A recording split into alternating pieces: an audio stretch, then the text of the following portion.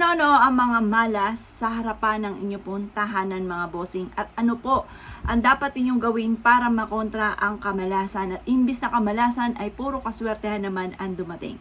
Number 1, kung ang harapan ng bahay po ninyo or tapat po ng pintuan po ninyo ay drainage mga bossing, isa po yan sa pinakamalas. Dahil yan po mga bossing ko ay sumisimbolo ng halimbawa may papasok na swerte dahil meron po dyan drainage po dyan sa may pintuan po ninyo, hihigupin po yan pababa at instead po na pumasok ang swerte, nawawala po ang swerte mga bossing. At ganoon din po mga bossing, malas din kung meron pong septic tank sa harapan po ng bahay po ninyo, dahil yung po mga bossing ko ay parang drainage din po yan, sumisimbolo po yan ng nahihigop pababa, imbis po mga bossing kung dire-diretso papasok, ang swerte ay hinihigo po pababa mga bossing. At ibig sabihin, yung swerte ay hindi natutuloy, laging nauudlot. Ganon din po mga bossing ko ang mga matataas na punong kahoy sa harapan ng bahay. Ganon din po mga bossing ko na ang bahay ninyo ay katapat ng sementeryo or katapat po mga bossing ko ng ospital or abandonadong mga building or matataas na building na hindi na po napapasukan ng sinag ng araw ang loob ng inyong pong tahanan. Isang malaking malas po yan mga bossing. Kung ano po mga bossing ko ang inyo pong nararanasan ngayon, at isa ka sa mga nababanggit ko mga bossing ko na ganun ang pwesto ng inyo pong tahanan, na parang wala ka namang magawa na pagbabago, syempre mga bossing, may malaking building dyan, lang naman ipatibag mo po yan mga bossing ko. Ngayon pa mga bossing, meron tayong pwedeng ilagay po dyan sa harapan ng bahay po ninyo para po instead na kamalasan ay puro kaswertehan naman ang darating. Proven po ito mga bossing, basta't may 100% kang paniniwala sa mga gatong mga pamamaraan mga boss.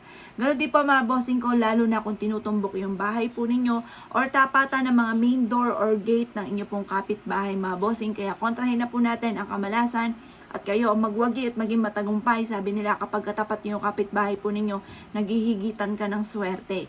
Pero kung wala po kayo mga bossing ko na mga pangontra, siguradong higit na higit ang swerte po dyan, at parang kahit anong gawin kayo ay sa walat wala.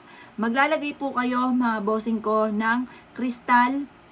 Ang kristal mga bossing ko ilalagay nyo sa may pintuan ng inyo pong main door. The best din po na meron kang kuwangkong, kasi si kuwangkong mga bossing ko, yan po ay God of War. Yan po ay nagtataboy ng malas at tumahatak po yan ng swerte.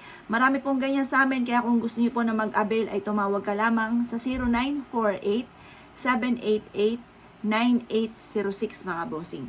Ngayon pa mga bossing ko, ganun din maglagay rin po kayo ng windchime, kasi yung tunog ng windchime mga bossing ko, lalo na sa may pintuan kada may pumapasok mga bossing ko sa inyo pong main door, ay alam nyo kung may pumapasok kasi tumutunog po yan, at yan po ay nagtatabi ng malas at tumahatak na swerte.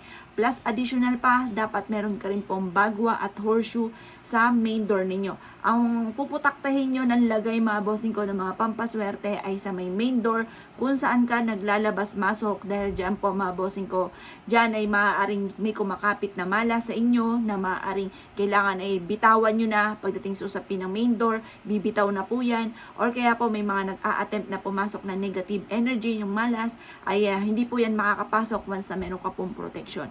Mas maina meron kang protection mga bossing. Kaya ako kinaniwala at naisyo po yung gawin nyo na po yan, huwag ka namang patumpik-tumpik pa, huwag yung pagtiisan po yung mga kamalasan na yan, marami tayong mga pantabay ng kamalasan. Kaya ako kinaniwala at naisyo po yung gawin, asya mga boss. Good luck po sa po lahat.